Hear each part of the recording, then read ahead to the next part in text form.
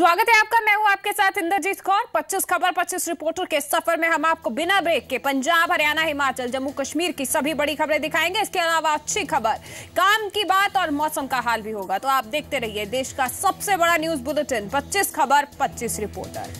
बात 1984 सिख कत्लेआम की करते हैं। 1984 सिख कत्लेआम के पीड़ितों के लिए ये राहत की खबर है। 32 साल पुराने मामले में केंद्र की ओर से बनाई गई एसआईटी केस से संबंधित बंद फाइलों को एक बार फिर से खोलने की तैयारी में है। 1984 में हुए सिख दंगों की जांच के लिए बनी एसआईटी ने एक बड़ा फैसला लिया है। एसआईटी इस मामले में बंद पड़ी फाइलें फिर से खोलने जा रही है।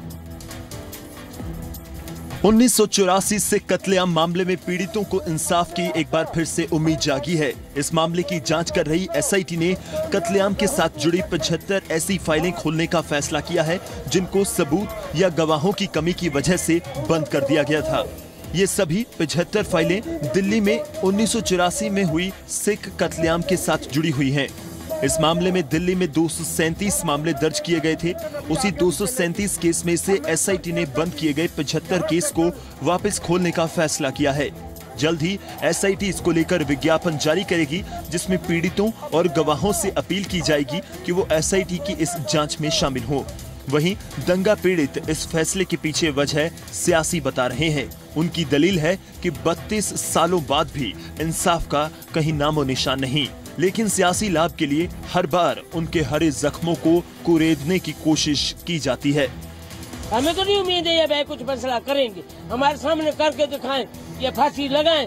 जब हम कहेंगे हमें न्याय मिला, हमें तो न्याय अभी तक नहीं मिला। इतने दिन हो गए 84 में, हमारे को न्याय बेटा अभी तक नहीं मिला। ये इलेक्शन आते हैं तो फिर ये हमारी फाइलों को उथल पुथल करना शुरू कर देते हैं। इलेक्शन खत्म होने के बाद उसके बाद सारी फाइलें फिर ठप की दी जाती। ये तो सारी राजनीतियों से होता है, सब कुछ जो भी होता है। हमें तो 31 साल 32 साल अगर कोई उम्मीद ही नहीं बनी कि ऐसा कुछ हमें न्याय मिलेगा, जहाँ हमें कोई कुछ मिलेगा। हम तो कहते हैं कि जितने भी आरोपी हैं सारी फाइलें जो है खुलनी चाहिए। 75 से कुछ नहीं होगा, ये 75 फाइलों से कुछ नहीं होगा। 75 फाइलें पहले भी कितनी बार खुली हैं, खुल चुकी हैं, कुछ नहीं हुआ। अब जो है सारी फाइलें खुलनी चाहिए। जितने भी लोग हैं ये सब पकड़ के उनको सजा मिलनी चाहिए। जितने भी केसेस ये रीओपन कर रहे हैं, इसका हम थैंक यू करते हैं एनडीए सरकार का और मोदी जी का, राजनाथ जी का। और आगे हम मांग करते हैं कि जो केसेस रह गए हैं उनकी दोबारा से इन्वेस्टिगेशन करने के लिए सुप्रीम कोर्ट के जज की निगरानी के अंदर ये करनी चाहिए और तेजी से काम होना चाहिए। इस मामले में एसआईटी फिर से जांच शुरू करेगी। 75 फाइलों को फिर से खोला जाएगा और सिख दंगा प्रभावितों ने इस फैसले का स्वागत किया है और साथ ही इंसाफ की उम्मीद जाहिर की है। ब्यूरो रिपोर्ट के साथ नेहा शर्मा, जी मीडिया। अब तक सिख कत्लेआम का मामला ठंडे बस्ते में डालकर बैठी एसआईटी फिर सरगर्म हो गई है। तो किसी ने इसका स्वागत किया तो किसी को इसके पीछे सियासत नजर आ रही है। एसआईटी की ओर से 1984 सिख दंगा मामलों की बंद पड़ी फाइलों को खोलने के फैसले पर सियासी बयानबाजी भी शुरू हो गई है। अकाली दल के साथ साथ डीएमजीएमसी ने भी फैसले का स्वागत किया है। 84 के सिख कत्लेआम के मुद्दे पर पीड़ित इंसाफ के इंतजार में हैं और सियासी पार्टियों के लिए यह मसला सियासी रोटी सेकने का जरिया भी रहा है। पीड़ित कभी मुआवजे और कभी कार्रवाई के नाम पर मिलते भरोसे के सहारे 4 दशक गुजार चुके हैं। सरकार दोबारा से सरगर्म हुई है और एसआईटी की तरफ से बंद पड़े केस दोबारा खोलने की तैयारी में है। सो सत्तासीन पार्टी इसका स्वागत कर रही है। चाहे देर हो गई, बहुत देर हो गई, लेकिन फिर भी मैं मोदी जी का और राजनाथ जी का धन्यवाद करना चाहता हूँ। फिर भी इनके मन में कुछ ना कुछ तो हमदर्दी सिखों के प्रति आई। अब जो एसआईटी ने ये ऑर्डर किया कि 75 केस जो उस वक्त के कत्लेआम के थे उनकी फाइलें खोली जाए। एक तो मैं बेनती करना चाहता हूँ कि इसको जल्दी इसका निपटारा किया जाए। दूसरी बात यह 75 केस का तो फाइलें खोलने का उन्होंने ऑर्डर किए हैं, केस और भी बहुत हैं, उसको भी रीओपन करना चाहिए। करूंगा अपनी सरकार का, क्योंकि ये जो एक काला अध्याय था वो कांग्रेस राज में था। वो लोगों का नुकसान हुआ, जिनको वहाँ से छोड़ के आना पड़ा, जिनके व्यापार खत्म हो गए, जिनके फैमिली मेंबर्स बिछड़ गए, तो मैं समझता हूं कि हमारी सरकार हमेशा उनकी शुभचिंतक रही। उनके लिए पहली बार राहत भी हमारी सरकार ने दी, फाइनेंशियल राहत। तो बड़ा अच्छा स्टेप है जी। 84 सिख कत्लेआम में इंसाफ के लिए लंबी लड़ाई लड़ते आ रहे एचएस फूलका अब सियासतदान बन चुके हैं और अब उनको इसके पीछे सियासी ड्रामा नजर आ रहा है।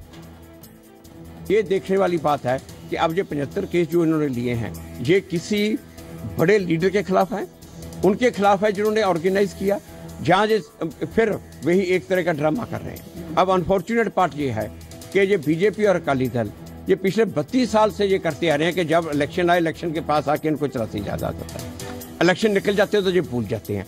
यही बात इस बार फिर ना कहीं हो, वही उसी तरह का ड्रामा जो ये पहले 32 साल से करते आए हैं, वही इस बार फिर ना कहीं हो, यही हमें शक है। वहीं कांग्रेस के नेता सुनील जाखड़ ने दोबारा से यह केस खोले जाने पर सवाल खड़े किए हैं।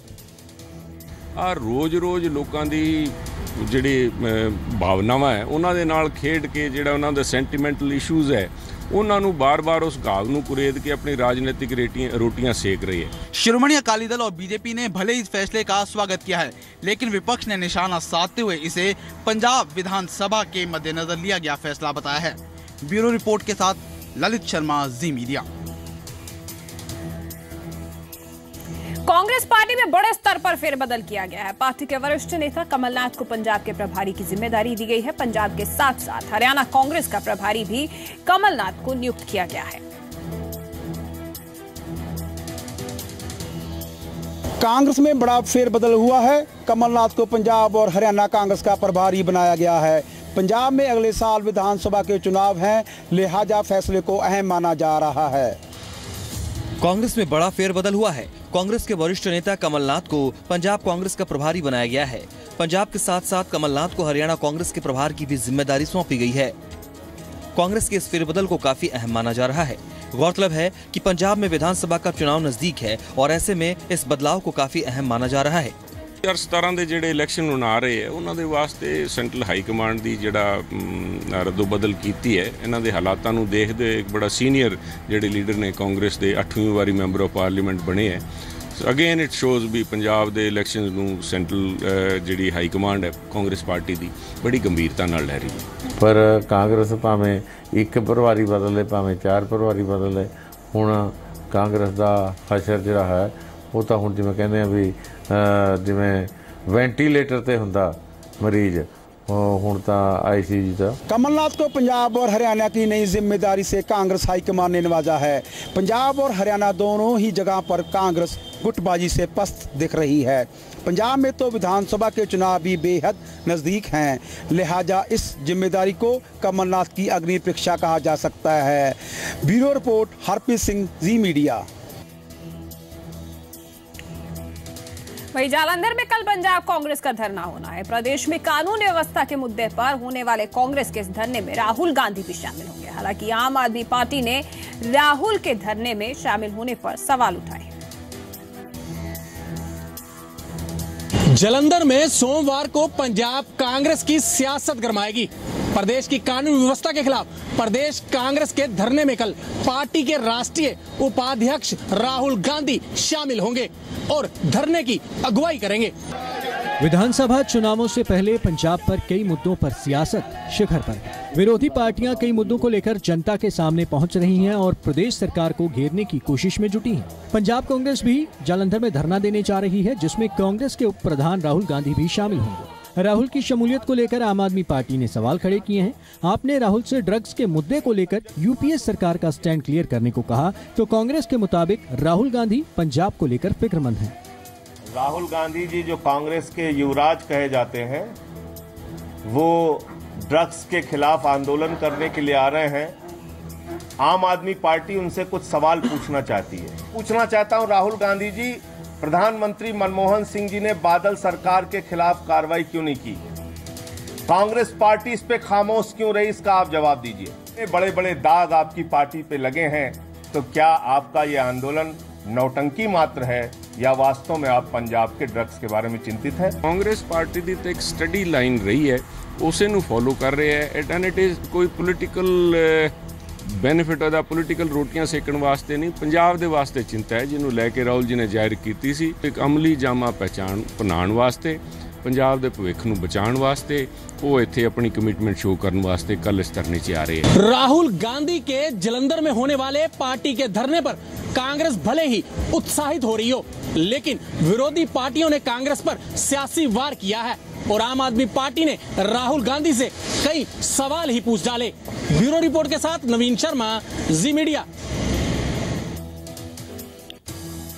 तो कानून व्यवस्था के मुद्दे पर पंजाब कांग्रेस का कल धरना है। उधर लुधियाना में दमदमी टकसाल के कथावाचक संदीप सिंह पर कुछ हमलावरों ने हमला कर दिया। घायल अवस्था में संदीप सिंह को अस्पताल में भर्ती कराया गया।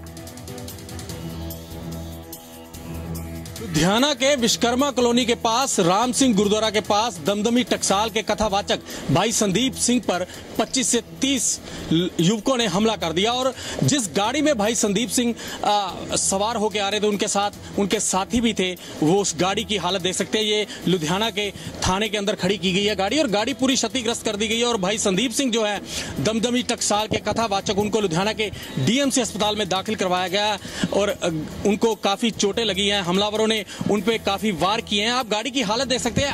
अगली सीट पर जो संदीप सिंह थे कथावाचक, वो अगली सीट पर बैठे थे जब वो लुधियाना में यहाँ पे कथा करने आए थे विश्वकर्मा कॉलोनी में और यहाँ पे वही इलाके में इस गाड़ी के ऊपर हमला कर दिया। 25 से 30 के करीब हमलावरों ने हमला करने के बाद वो सभी फरार हो गए। अभी पुलिस इस पूरे मामले में कुछ भी नहीं बोल रही। आप गाड़ी के सामने देख सकते हैं कि सामने जो है दमदमी टकसाल का जो स्टिकर लगा हुआ है और इस गाड़ी को लुधियाना पुलिस ने अपने कब्जे में ले लिया और भाई संदीप सिंह जी को लुधियाना के डीएमसी अस्पताल में दाखिल करवा दिया गया। ये गाड़ी भाई संदीप सिंह की है। जो भाई संदीप सिंह इसी गाड़ी में जो सवार होकर अपने साथियों के साथ दोपहर के वक्त यहाँ पे लुधियाना के विश्वकर्मा कॉलोनी में आए थे। राम सिंह गुरुद्वारा में वो कथा करने आए थे। एकदम से 25 से 30 हमलावरों ने हमला कर दिया। हमलावर कौन थे ये पुलिस अभी इस पूरे मामले में जांच कर रही है। नवीन शर्मा, जी मीडिया, लुधियाना।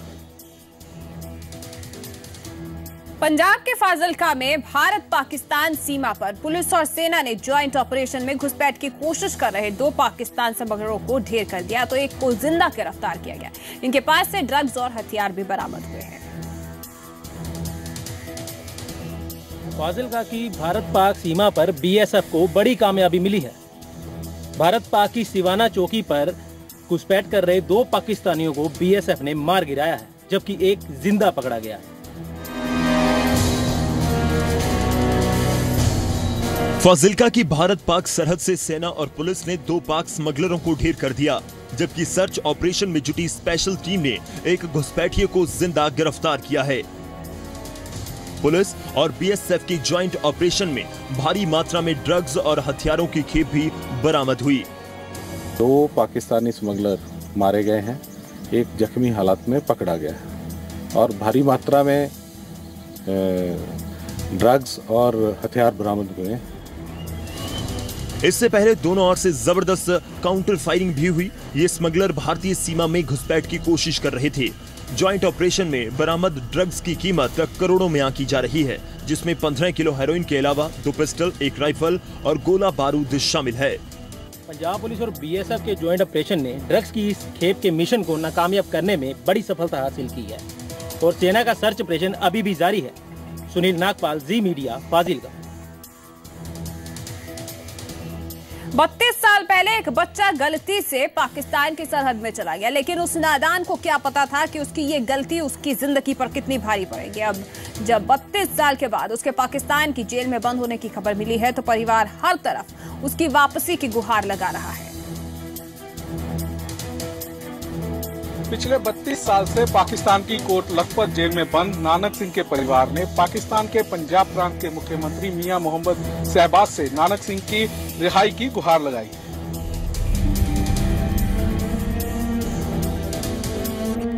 ये नानक सिंह की बचपन की फोटो है जो इस वक्त पाकिस्तान की कोट लखपत जेल में बंद है। पंजाब के होशियारपुर के गांव उमरा में रहने वाला नानक का परिवार पिछले 32 सालों से उसकी वापसी का इंतजार कर रहा है। परिवार ने पाकिस्तान स्थित पंजाब प्रांत के मुख्यमंत्री मियां मोहम्मद शहबाज के साथ ही भारत सरकार से भी अपने बच्चे की भारत वापसी की गुहार लगाई है। वापस होना चाहिए, बच्चा सानू मिलना चाहिए। इन्ना चिर दा विछड़िया वेला जो गया हालवान मगर भापे अपने तुर गया बेले बेले वेला पे इतलाह भी उन्हें दी थाने वाले ने भी छड़ दिया। असीं कहंदे सानू बच्चा मिलना चाहिए। वो मेरे लागे ਹੁਣ ਤੇ ਫਿਰਦੇ ਉਹਨਾਂ ਨੂੰ ਆਖਾਂ ਮੈਂ ਵੀ ਕਸੂਰ ਤੋਂ ਇਹ ਕਦੋਂ ਪੂਰਾ ਤੁਸੀਂ ਬੱਚਾ ਵੇਖਣਾ ਵਾ ਕਵਾਂਗੇ ਵੀ ਵੇਖਣਾ ਮੁੰਡਾ ਜੇ ਚਲਿਆ ਗਿਆ ਤੇ ਛੱਡਿਆ ਜਾਵੇ। वहीं इंडिपेंडेंट स्टूडेंट्स फेडरेशन नाम की एक संस्था ने भी इस परिवार को नानक सिंह की रिहाई के लिए हर संभव मदद का भरोसा दिया। मैं Keshav Kohli, president independent student federation ISF, आज हमारी स्टूडेंट यूनियन की तरफ से आज जाती उम्रा में पाकिस्तान के प्रधानमंत्री नवाज शरीफ जी के पैतृक गांव उनके निवास स्थान पर हमने श्री सुखमनी साहब जी का पाठ रखा है। ये पाठ नानक सिंह की रिहाई के लिए रखा गया है। जो बच्चा 1984 में 7 साल की उम्र में अपने पिताजी के साथ खेतों में काम करने के लिए गया, खेलता खेलता बॉर्डर सीमा पार चला गया था, तब से लेके आज तक किसी भी नेता ने, पंजाब सरकार ने उस बच्चे की रिहाई के लिए कोई भी कदम नहीं उठाया। परिवार को उम्मीद है कि पाक सरकार के साथ साथ हिंदुस्तान की सरकार भी उनके बेटे की रिहाई के लिए पहल करेगी और उनका 32 सालों का इंतजार जल्द ही खत्म होगा। राजन गोसाई, जी मीडिया, अमृतसर।